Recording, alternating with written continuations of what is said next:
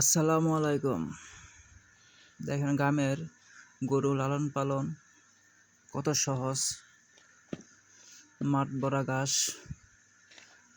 গরুকে মাঠে খাওয়ানো হয়। আসলে একদম প্রাকৃতিক ভাবে যেভাবে গরু লালন পালন করে তারা আসলে এভাবে রোগ বালাই কম হয়, আর অল্প সময়ে গরু মোটা তাজা হয়ে যায়, বড় হয়ে যায়।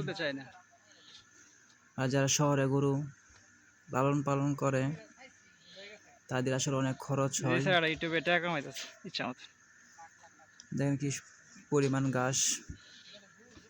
যারা দেখেন আসলে গ্রামে যেখানে প্রচুর ঘাস থাকে সেখানে অনেক ঝোঁক থাকে, এখানে অনেক ঘাস, এই জন্য এখানে অনেক ঝোঁক আছে।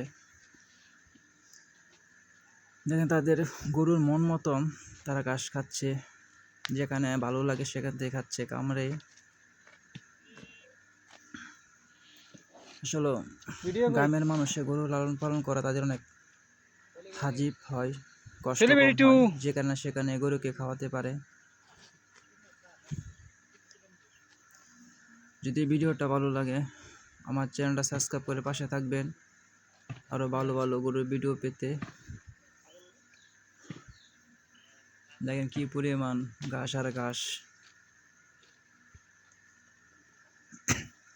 আসলে গ্রামের মানুষ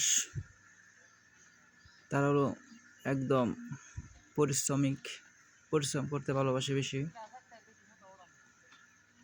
তাদের আসলে কষ্ট করলেও তাদের সার্থক আছে, কষ্ট বিফলে যায় না।